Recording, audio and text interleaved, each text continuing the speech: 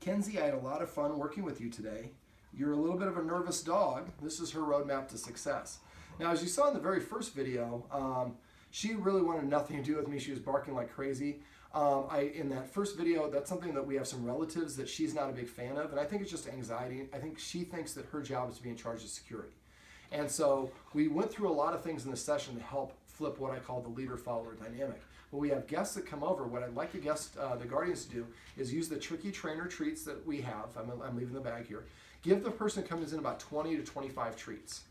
Now what he wants to do is when he comes to the top of the stairs, or she, they're going to drop, and I would just tear these in half to make them last a little bit longer. So maybe just 10 treats, cut them in half. And cut them in half right before he comes so they have a really strong aroma. You see she's really into these. So as he gets to the top step, after he takes his first step, he's going to drop one, half. And then take 2 steps, drop another half. And keep on doing that until he comes in here and sit in this chair on the couch where this was being filmed for right now. And we're going to let her, we're not going to try to talk to her. We're not trying to pet her. We're not going to try to even look at her, engage with her. The more we do that, she's insecure. That's going to make her more unnerved. So what we're going to do is just drop those treats and then sit down and be quiet.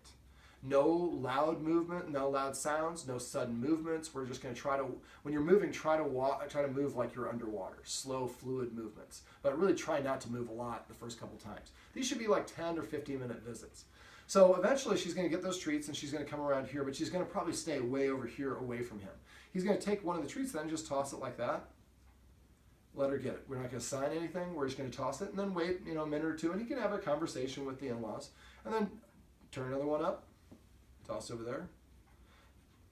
Now don't point it out. She can't see it because this is really busy, but her nose will lead her to it. Now first when I were doing this, we wanted him to toss the treats. If she's going to be like way over here, he should toss the treats so it's like right here. But the next treat should be about right there, and there, and there. And they're going to get closer and closer to her. Eventually what I did is I did this. I put my foot out, and I put a treat on my tip of my, she came over and took it. Now make sure you don't move. And if she won't take it directly there, then you might have to drop the treat right in front. You're breadcrumbing her there towards it. Now, we might not be able to do this the first time. I know how to adopt my soft body language to help her feel comfortable. That's why she's not barking and reacting to me. We made buddies. So the idea is to get her a little closer, and if she won't take it off your foot the first couple times, that's okay.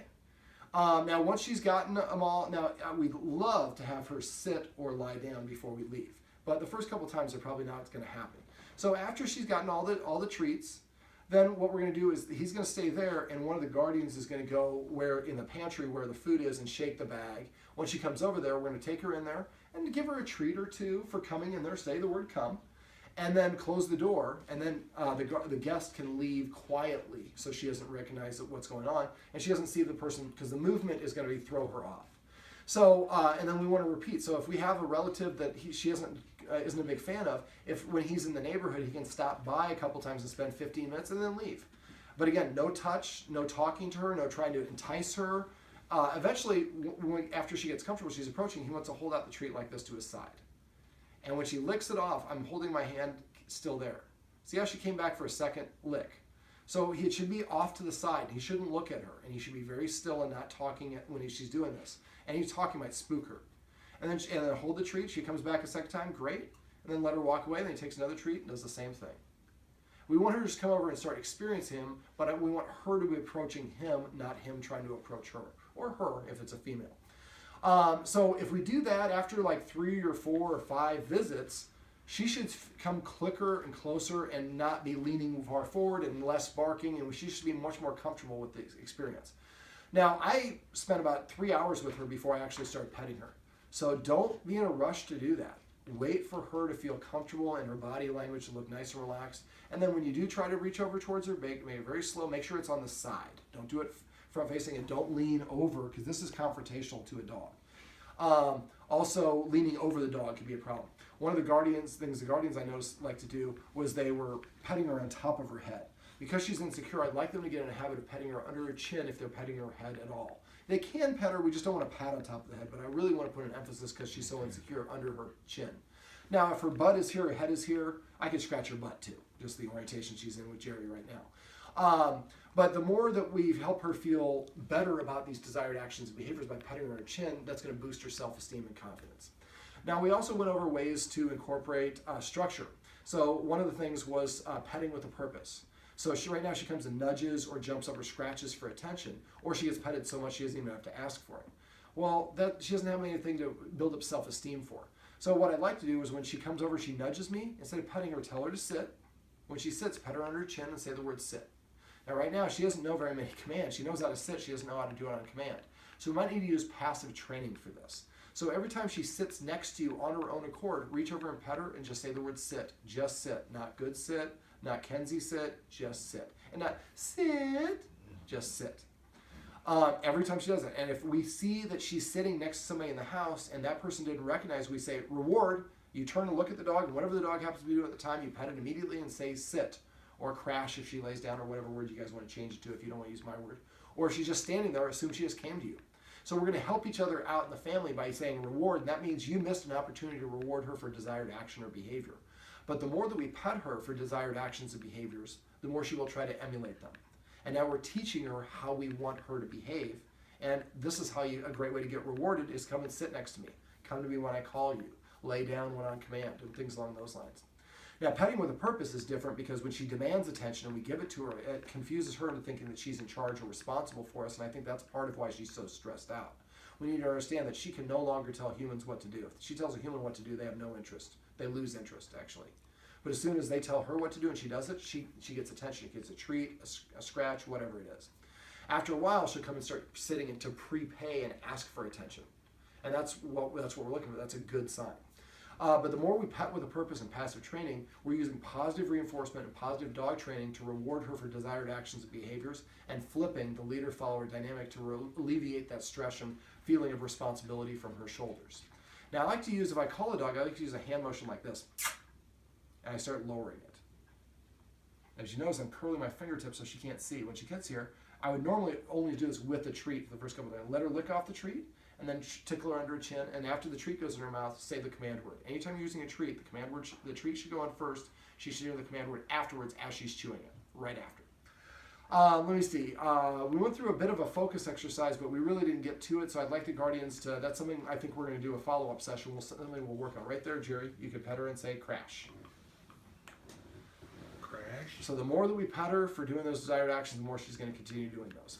Let me see. We added a little bit of structure to mealtime. So we're going to use the moving towards her to make her leave the kitchen first. Then we're going to scoop out the food, put it in her bowl, and if she tries to come in, we're going to stop what we're doing and rush towards the door to have her exit the kitchen. And then once she gets out, we stop in place. We take one step backwards, left foot, right foot, and I pause. If she stays in place, I take left foot, right foot, and pause. I'm walking backwards towards where the food bowl is. If I take left foot, right foot, and she starts coming in, I hiss and rush towards her as my way of saying no. Now, going back to positive dog training, we might want to also teach her to leave the room. So the way we can do that is have the high-value tricky trainer treats go in the kitchen. When she comes in with you, touch her nose with a treat and throw it right outside. Throw it far enough away, not too far, but so that she has to get all 4 limbs outside the kitchen. As soon as she licks it up, say the word out. And then she'll come back in. When she does it, toss another treat. When she goes and gets it, say out.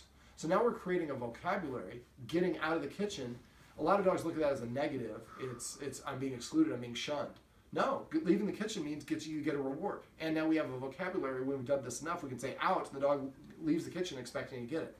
The way I do this, the first thing I do is I toss a treat, let her go out and get it, and say out. Do that, 3 or 5 times in a row, about 4 or 5 times a day. After about a day or 2, you should be able to say out, and she'll go out. When she does, the first time she goes out, pull out 5 treats and be like out, out, out, out, out. She's like, what's going on? He's not giving me any treats. I don't have any right now. I'm leaving them for you. But then we call that a jackpot. So the first time she does that on her own, we want to really, really reward her for that and let her know that we really like that. So after a while, if you do that enough, I would like you to do that 4 or 5 times a day with about 5 or 6 treats each time. And after a couple days, like I say, you should say out. She goes out on her own. At that point, give her the treat. And that when you get to that point, then you just go in the kitchen and say out when you get in and drink water. And she goes out, give her the treat, and as you leave. And keep on doing that, so we're helping her practice leaving the room.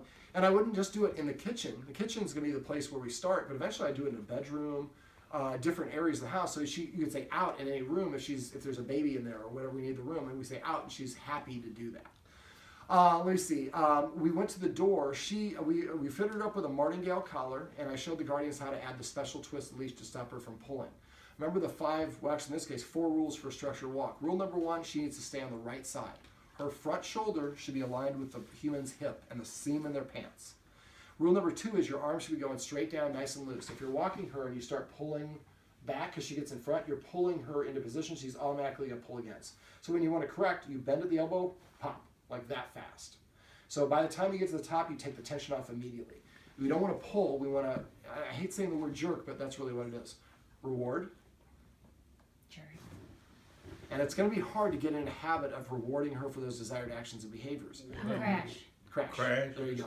But the more that we do that, but the more that we do that, the more she'll be inclined to do it. So when I go to the door, 5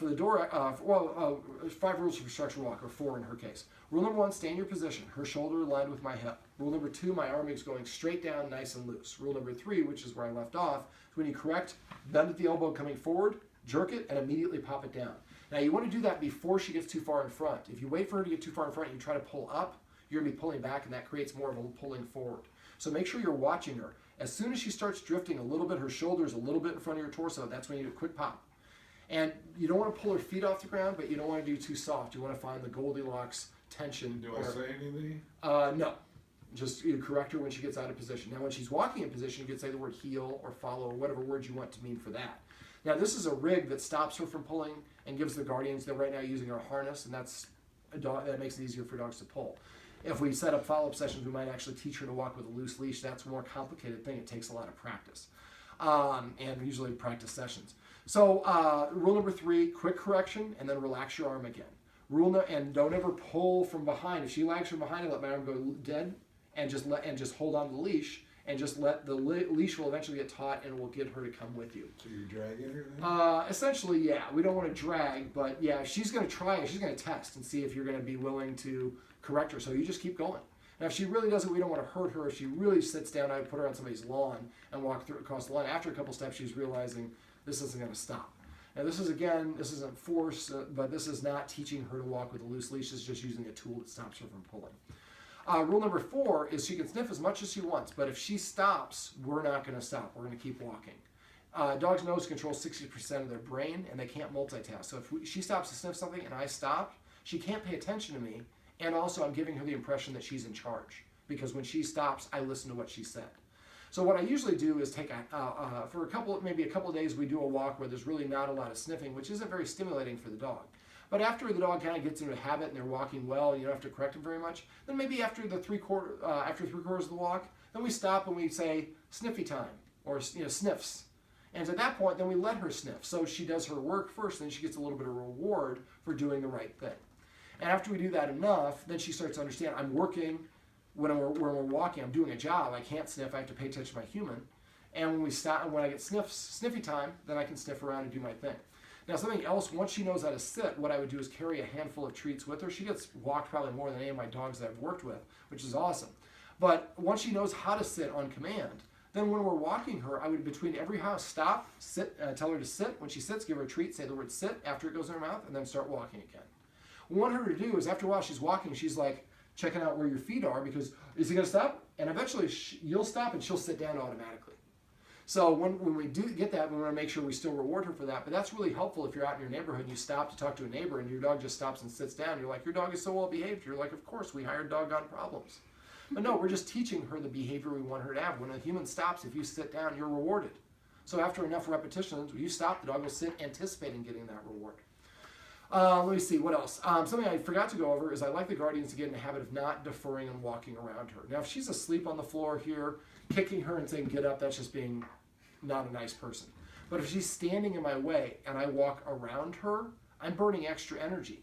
Leaders do not defer to followers. In human world, if you get called into a conference room with all your staffers and your boss comes in, she doesn't say, excuse me, can I get through? I have to get over there. No. She shows up and the room parts, and she's the authority figure. She walks through and we defer to her. So it's kind of almost a choreography. Now, if she's in your way standing there, pretend like she's not there and bump into her. We don't want to hurt her. But if you slow down and stop and say, please move, she's not going to do it. So if you bump into her a couple times, she'll learn when a human's coming, I better get out of the way. we have grandkids around, and so we want the dog to understand when a human's coming, my job is to get out of the human's way, and that's a very important, very small but very important perception that the dogs has. When a human comes, my job is to get out of their way. Right now, a lot of humans walk around the dog too because we want to be kind, but that confuses the dog. Look, they're burning extra energy to move around me. I'm more important than they are. We talked about feeding with structure and making sure that humans eat something first. Now, if you're going to eat 2 hours after you feed her, that's fine. But you eat something, just 5 or more bites of whatever it is, and then you give her permission to eat. And when she takes her first bite, we're going to say the word chow, because that's her command word. We're going to use passive training to teach her. Eventually, you just say, she'll sit outside the kitchen. You can come over here, be watching TV, and be like, chow. She runs in there and eats her food. Let me see. What else did we go over? Probably forgetting a lot of things. I want the guardians to call or text me if they have any questions. I don't charge for that. I want you to call me. If I don't hear from you, I assume everything's going great. So if there is something you forgot to do, how do I pet with a purpose? What's the second escalating consequence, or whatever these things are? Call me or text me. I have videos I can share with you on them to refresh your memory. We were going to do the extended write-up, but I didn't know until the end of the session, so we'll have to do it in a different way. But I have plenty of videos I can share with you. When we're going up on walks, when we're coming back from the walk, don't let her race up and down the stairs. Go the steps and stop. Once you get to sit, tell her to sit, and then start walking down the stairs. And pop it if she tries to race up ahead or behind you in the stairs, or ahead of you in the stairs. Let me see the rules we went over. Rule number 1 for her is going to be not being allowed to be within 7 feet of anyone's eating. So remember, if there's a 7-foot boundary and the dog's walking towards me, I'm going to hiss when it's at 8 or 9 feet. If it's walking, probably at 8 feet. If it's running, at 9 feet. Remember, you have 10 hisses. Level 1 hiss is like level 10 is like, so you want to moderate your intensity based on her, and the hiss is a warning before she does the wrong thing. If she turns around and walks away, and then she hears something, me open up something else, and she comes back, I'm going to stand up suddenly. She looked. Remember, your authority is direction, whatever direction your belly button is pointing. When you stand up suddenly, the dog is going to take a step backwards. Can you see me in the shot? Sorry.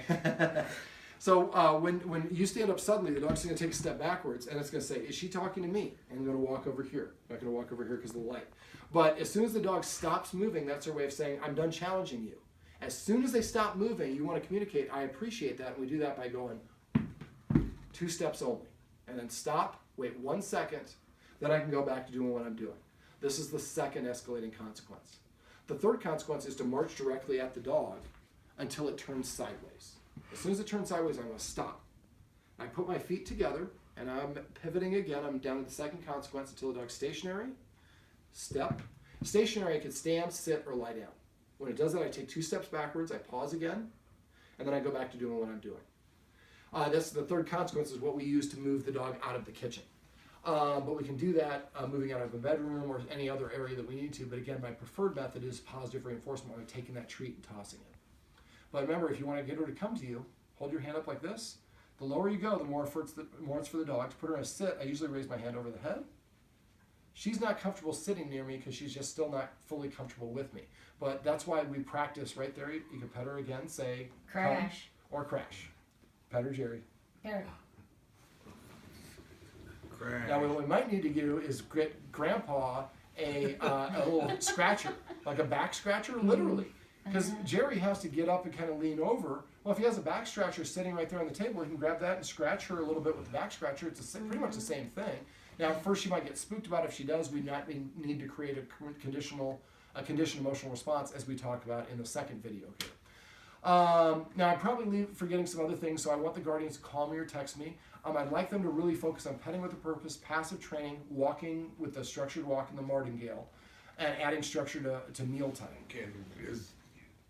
Are we able to do the martingale? Yeah. Yes. Yes. And then and work on that stuff for a couple weeks until like really after the end of the year, or a couple weeks away from Christmas. I'm not what I used to be. That's all right. None of us are. Every day. Get a little bit older. And as a song lyric, you're even older than that. well, every day is the youngest you're going to be moving forward. So, and then after Christmas, give me a call. Let me know how things are going. And we'll set up a follow-up session where we can start building on some other things to help build up her confidence. She doesn't really know any commands, and so it's hard for her to have much self-esteem and confidence. So if we can start teaching her how to come, or how to walk with a heel, or fetch a ball, or whatever it is. She likes to play. We want her to play. We want to engage with more of that. She does like to play, but I don't think there was a lot of structure, and so I think that she had the misconception that she was in charge and responsible for her Our humans. son is sort of bananas about it. Well, and there's stuff that we can do also to teach her not to bark at people through something called counter conditioning. She was too nervous for me to do it during this session, but it was something we can work on in a follow-up session. All right, Kenzie, can we get you to come over here? Now, also, oh, that's one other thing. I like the Guardians, whenever possible, to have a breast pocket like this. If every time, Kenzie, if every time we reach into our pocket and we pull out a treat, eventually we can kind of mimic it like I just did and get her to come to us. Don't fool her like this too many times, though, because then she will stop coming to you. All right, Kenzie, sorry I fooled you there, but I'm going to leave the rest of the bag of treats for you, and I told your grandma or your mom to get you a whole bunch more, so you're going to be loving it. All right, this is Kenzie, and this is her roadmap to success. Remember, everything that you do trains your dog, only sometimes you mean it.